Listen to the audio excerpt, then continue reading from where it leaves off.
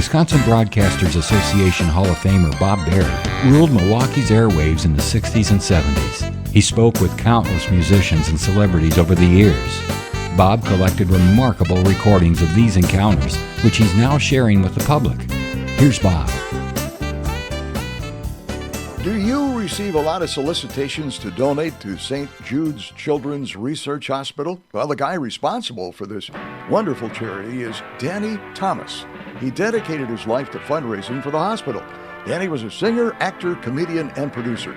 He starred in his own show and appeared on many other talk, comedy, and variety programs throughout his long career. Most notably, The Danny Thomas Show and Make Room for Daddy. In radio, he played Amos on The Bickersons and was Jerry Dingle, the postman, on The Baby Snook Show. He started The Jazz Singer with Peggy Lee, Call Me Mister with Betty Grable, and I'll See You in My Dreams with Doris Day. Thomas produced many shows, including The Andy Griffith Show, and he discovered Mary Tyler Moore for The Dick Van Dyke Show. His daughter, Marlo Thomas, was the star of the sitcom That Girl. Danny will explain how he started St. Jude's Children's Research Hospital. Danny, how did you get the hospital started? Could you tell us that story, how you got St. Jude's Research Hospital started? Jude, the apostle, is the patron of the hopeless, and being a Catholic and sometimes a Christian, by that I mean it's no man can really say he's Christian, unless he's of Christ. But nevertheless, I vowed a shrine to St. Jude Thaddeus, the patron of the hopeless, when I was feeling hopeless in Detroit, Michigan many years ago. I was a young guy. And I pledged that if he helped me find my way in life, I'd build him a shrine. And then I proceeded to forget about it. I didn't think about it again for 2.5 years.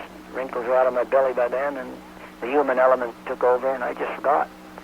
Then I was startlingly reminded one time that I had made a pledge to build him a shrine. And being a Mediterranean, Middle Eastern fella, our parents always made such vows, and they kept them. Like my mother made a vow to beg pennies door to door if my baby brother, who was bitten by a rat, would live. And that was when they didn't even have sulfonamide even in those days. None of the antibiotics that we know today. And miraculously, my baby brother lived, and my mother for a whole year went door to door begging pennies, and just pennies, for the poor. And she was poor herself. And that reminded me that I had to fulfill my vow. And then when I got to talking about it, I started with the idea of a little clinic somewhere in the South for underprivileged children, and before you knew it, it just mushroomed into a children's research center and clinic and a few beds. And today it stands as the largest cancer research center in the world for children. And we're now adding $8 million addition, 8 stories, 1 under and 7 above. And that's how it came about. No one man could plan it. A man could dream it, and I dreamed it. And I got the support of just everybody that likes kids, and that's most everybody. Well, when you said your life was hopeless, what really got you started to feel that you were on the road to success? Well, after I made the vow in Detroit, 10 days later I left and took a chance trying to get a job in Chicago.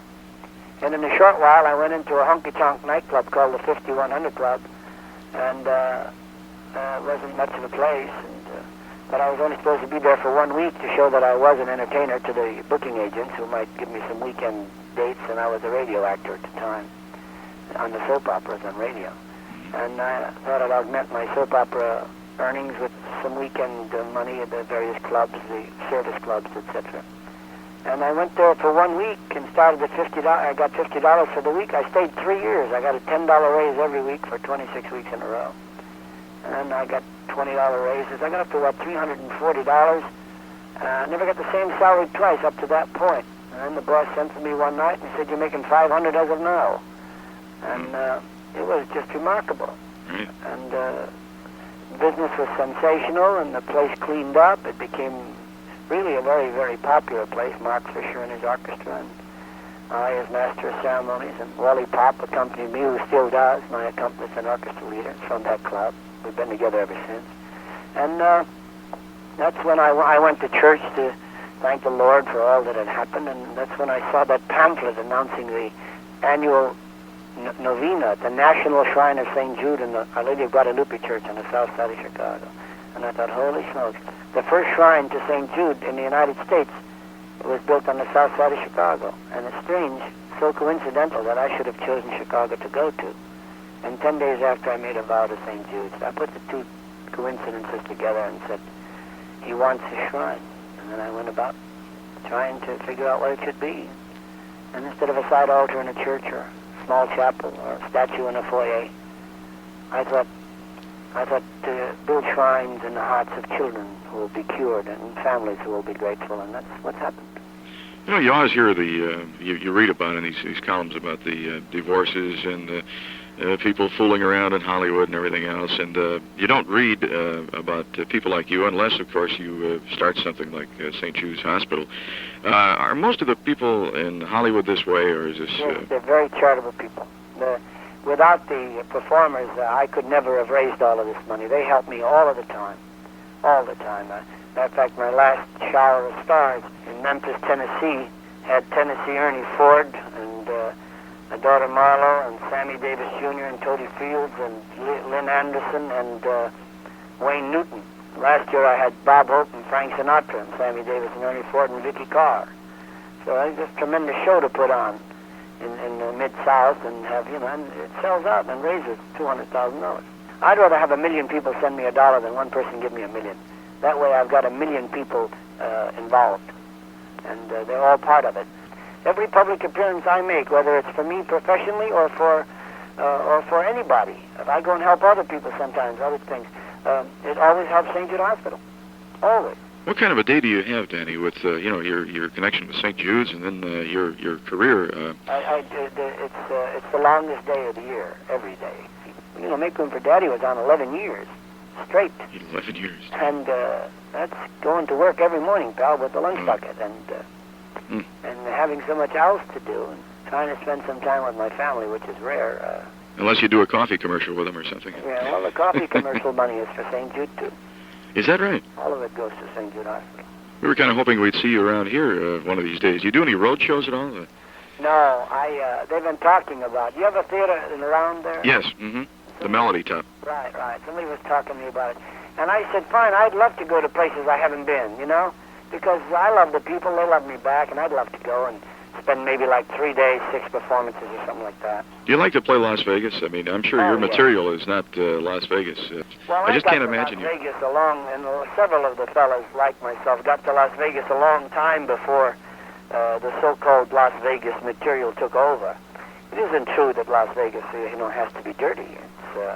The comics do not have to be dirty. Some of them, it's the easy way out, and people laugh at it. So it's real. Whose fault is it? If the people didn't laugh at that stuff, it wouldn't happen. And if the people didn't go to, these terrible X-rated movies and things, they didn't make any money, they wouldn't make any more of them. Money is the answer. Business is the answer. But I haven't changed my mode of operation, and thank God we do a land office business at the Sands Hotel in Las Vegas, and Sammy Davis and I work like back-to-back. He's following me this season. Next season, I'll follow him. And that gives them, 6 pretty strong weeks, thank the Lord. And people come, and Sammy he's brilliant. He doesn't say one foul word That's right. In an hour and 15-minute performance. Yeah, I saw him at Lake Geneva, and he was just he's beautiful. fantastic. He's a great entertainer. And I haven't said hell or damn on the stage since 1950. Not even hell or damn.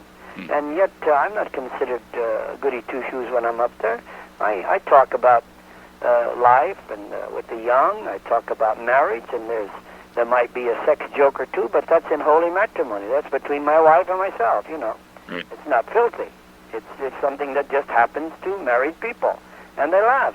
People like to laugh. And I love ethnic humor, and I do a little of that, and there's hardly anybody I know in the vast majority of ethnic groups in this country that doesn't have or didn't have a patriarch that was always kind of funny in the family, Somebody with a dialect of some kind, whether it's Russian or Polish or Italian or Yiddish or Southern Black or any of those. Irish, of course, is always funny humor.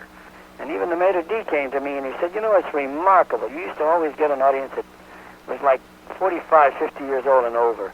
He said, tonight we are jammed and packed with young married people from 25 to 32 years of age. And we were sitting down trying to conjecture where they came from. It turned out to be their Make Room for Daddy people. So they were just kids at that time, and they grew up with that show. And I have the daddy image with these people, and they come, and I was so excited to see that kind of an audience, and laughing. I mean, really laughing. What's your favorite ethnic joke, Danny? Ethnic joke takes hours to tell. My favorite ethnic joke is the poly parrot that chants Jewish hymns. And it's funny. Danny, we're going to get our bikes ready. And, you do that. You ride like crazy, and a fellow like you ought to get $5 a mile. You're a very important fellow. I hope I can at least get a dime a mile. Take care of yourself. Danny, thank you for all the wonderful work you've done. Oh, thank you for help. And it was nice talking to you. Nice talking to you. Bob Berry, WOKY, Mighty 92. Thank you for listening to Bob Berry's Unearthed Interviews. Be sure to subscribe and rate our podcast on iTunes or wherever you find your podcasts. You can find all the episodes at WisconsinBroadcastingMuseum.org. Check out Bob Berry's book, Rock and Roll Radio Milwaukee. Book sale proceeds support Angels Kids Fund and Donate Life Wisconsin. The preceding program was made possible by a generous contribution from Terry Bond.